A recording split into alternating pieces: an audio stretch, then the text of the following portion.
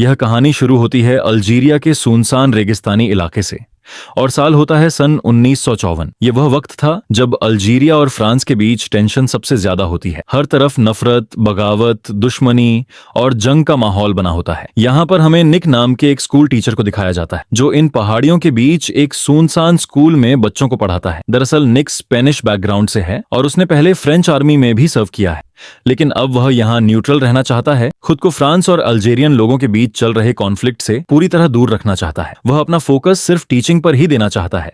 दरअसल निक न्यूट्रल रहना चाहता है, न वह फ्रांस की न्यूक्लियर पावर का हिस्सा बनना चाहता है और न ही वह अल्जीरियन बागियों का साथ देना चाहता है। वह बस इन मासूम बच्चों को पढ़ाना चाहता है जो इस कॉन्फ्लिक्ट से अनजान हैं, लेकिन उसके किस्मत को कुछ और ही मंजूर होता है। निक को लगता था कि वह पहाड़ियों में छिपकर जंग से बच जाएगा, लेकिन जंग खुद चलकर उसके दरवाजे तक आने वाली थी। एक दिन जब निक स्कूल में होता है तभी उसकी नजर खिड़की के बाहर पड़ती है। वह देखता है कि पहाड़ी रास्ते से 2 घुड़सवार उसकी तरफ आ रहे हैं।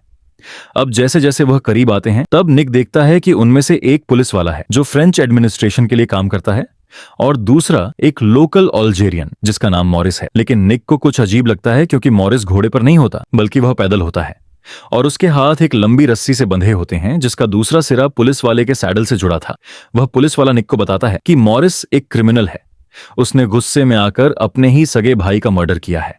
वह उसे कहता है कि मैं इसे टिंगोट नाम के बड़े शहर ले जा रहा हूं जहां इसका ट्रायल होगा और इसे सजा मिलेगी। पुलिस वाला बहुत थका हुआ होता है। वह निक को कहता है कि इस वक्त पूरे अल्जीरिया में बगावत अपने पीक पर है। अगर मैं इसे अकेला ले गया तो बाकी मुझे रास्ते में ही मार देंगे। इसलिए वह निक को कहता है कि वह मॉरिस को टिंगोट तक छोड़कर आए। निक यह सुनते ही फौरन मना कर देता है। वह कहता है कि मैं एक टीचर हूं, कोई स्पाई नहीं। मैं किसी इंसान को उसकी मौत की तरफ लेकर नहीं जाऊंगा। लेकिन वह पुलिस वाला भी मजबूर होता है। वह निक को बहुत समझाने की कोशिश करता है लेकिन निक उसके लिए मना कर देता है।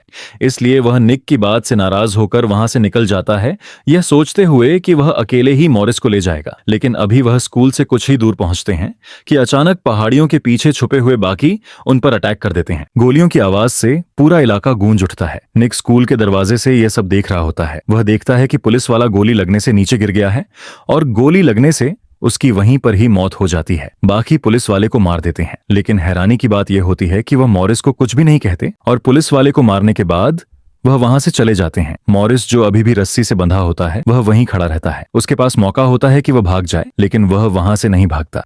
वह वापस निक के स्कूल की तरफ दौड़ पड़ता है। अब निक एक बहुत क्रिटिकल सिचुएशन में फंस चुका था।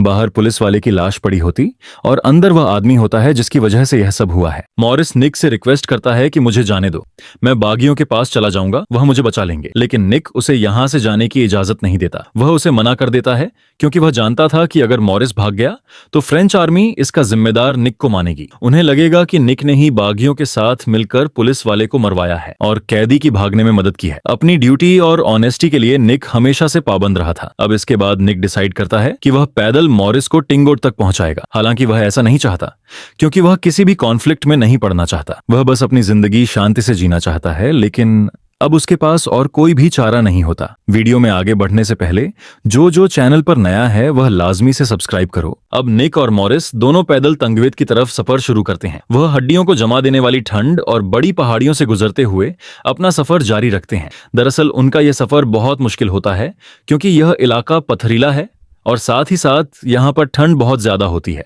और उन्हें नहीं पता कि कब कहाँ से रेबल्स उन पर हमला कर दें। तंगवेत यहाँ से अभी भी 2 दिन की दूरी पर होता है। शुरू में इनके बीच कोई बात नहीं होती, ये सिर्फ अपना सफर पूरा कर रहे होते हैं ताकि यह जल्द से जल्द तंगवेत शहर पहुंच जाए। तभी रास्ते में उनका सामना बागियों के एक छोटे ग्रुप से होता है। वह बागी उन्हें घेर लेते हैं। उन्हें लगता है कि निक जो एक सोल्जर है वह मॉरिस को जबरदस्ती मरवाने ले जा रहा है। वह निक के ऊपर अपनी बंदूकें तान देते हैं और निक को फ्रांस का गद्दार कहने लगते हैं। अब इससे पहले कि वह निक को गोली मारते तभी मॉरिस कुछ ऐसा करता है जो सबको चौंका देता है। वह बागियों के सामने आ जाता है। वह अपनी लोकल जबान में उन्हें समझाता है कि यह एक टीचर है, ये मुझे जबरदस्ती नहीं ले जा रहा, मैंने मर्डर किया है और ये सिर्फ मुझे इंसाफ दिलाना चाहता है। ये मुझे मरवाना नहीं चाहता बल्कि इसने मुझे पनाह दी है। मॉरिस की बात सुनकर बाकी अपने हथियार नीचे कर देते हैं। उनका रवैया निक के साथ कुछ देर पहले जो था वह बदल चुका होता है। बाकी उन्हें आगे जाने की इजाजत दे देते हैं। यह पहला मौका होता है जब निक को एहसास होता है कि मॉरिस कोई बुरा आदमी नहीं है बल्कि वह सच्चा और ईमानदार आदमी है। अब इसके बाद यह अपना आगे का सफर शुरू करते हैं। अब यह थोड़ा ही आगे पहुंचते हैं तो इनकी मुलाकात फ्रेंच आर्मी के एक पेट्रोलिंग यूनिट से होती है। वह सोल्जर्स उन्हें देखते ही रोक देते हैं। कमांडर निक से कहता है कि आगे जाना खतरनाक है, तुम आगे नहीं जा सकते, यहां से वापस लौट जाओ। निक उन्हें समझाने की कोशिश करता है कि उसका तंगवेत पहुंचना बहुत जरूरी है। यह आदमी सरेंडर करने जा रहा है, लेकिन वह सोल्जर्स उसकी एक बात नहीं सुनते। उनका रवैया बहुत रूड और एरोगेंट होता है। वह निक को धक्के देकर वापस भेज देते हैं। इस वाकये के बाद निक अंदर से टूट जाता है। वह सोचता है कि जिस कानून के लिए वह इतनी मेहनत कर रहा था, वही कानून उसे अपना काम करने से रोक रहा है। इस बात से उसे गुस्सा भी आता है। वह सोचता है कि अब मॉरिस को ले जाने का कोई मकसद नहीं बचा। निक मॉरिस को 2 चॉइस देता है। वह कहता है कि एक रास्ता ईस्ट की तरफ जाता है, जहां रेबल्स यानी बागी रहते हैं, और दूसरा रास्ता वेस्ट की तरफ जाता है, जहां वह आजादी से जिंदगी जी सकता है। निक उसकी हथकड़ी खोल देता है और उसे अकेला छोड़ देता है। मॉरिस आजाद होकर वेस्ट की तरफ निकल पड़ता है और निक अपने स्कूल की तरफ लौट आता है, लेकिन उसका माइंड अब उस गम और तबाही से भारी हो चुका है। वह शांति से रहना चाहता था।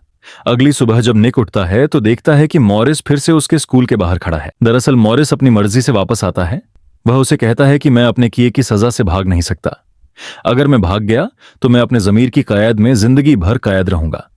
मॉरिस की इस हिम्मत और ऑनेस्टी को देखकर निक को बहुत अच्छा लगता है और निक डिसाइड करता है कि वह उसे तंगवे तक छोड़ आएगा। इसके बाद ये दोनों फिर से अपना सफर शुरू करते हैं। रास्ते में वह तेज बर्फ के तूफान में फंस जाते हैं और बड़ी मुश्किल से अपनी जान बचाते हैं। यहां तक पहुंचते पहुंचते इनकी फ्रेंडशिप हो जाती है और अब ये दोनों एक दूसरे को समझने लगे हैं। मॉरिस उसे अपनी पूरी कहानी सुनाता है कि उसने अपने भाई को गुस्से की हालत में मारा था, न कि जानबूझकर। मुझे इस बात का गिल्ट पूरी जिंदगी रहेगा। मैंने जो किया है उसकी कोई माफी नहीं है। अब आखिरकार वह तंगफित शहर के बॉर्डर तक पहुंच जाते हैं। यहां पर पहुंचकर निक सुकून की सांस लेता है, क्योंकि कहीं ना कहीं ये जिम्मेदारी उसके ऊपर बोझ थी। उसे किसी भी हालत में यहां तक पहुंचना था। हालांकि सफर में उन्हें बहुत परेशानियां उठानी पड़ी, लेकिन आखिरकार वह यहां तक पहुंच चुके हैं। इसके बाद निक मॉरिस को अथॉरिटीज के हवाले कर देता है। निक एक आखिरी बार मॉरिस की आंखों में देखता है। इन दोनों की आंखों में एक दूसरे के लिए गहरी रिस्पेक्ट होती है। अब मॉरिस को छोड़कर निक वहां से निकल जाता है। निक इस सफर के बाद बहुत बदल गया था, जैसे उसे किसी चीज का एहसास हुआ हो। इसके बाद हमें दिखाया जाता है कि निक वापस अपने स्कूल नहीं जाता। उस स्कूल में अब उसके लिए कुछ नहीं बचा। वह अपनी मर्जी से उसी वेस्ट वाले रास्ते पर निकल पड़ता है, जहां उसने पहले मॉरिस को भेजा था। दरअसल निक को समझ आ गया था कि असली आजादी किसी मुल्क की आर्मी के साथ नहीं, बल्कि अपने रूह की आजादी में है।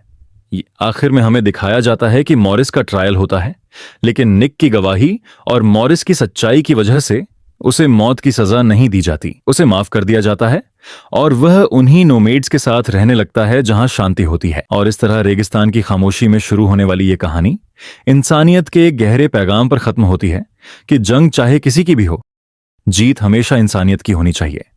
इसी सीन के साथ इस मूवी का एंड हो जाता है।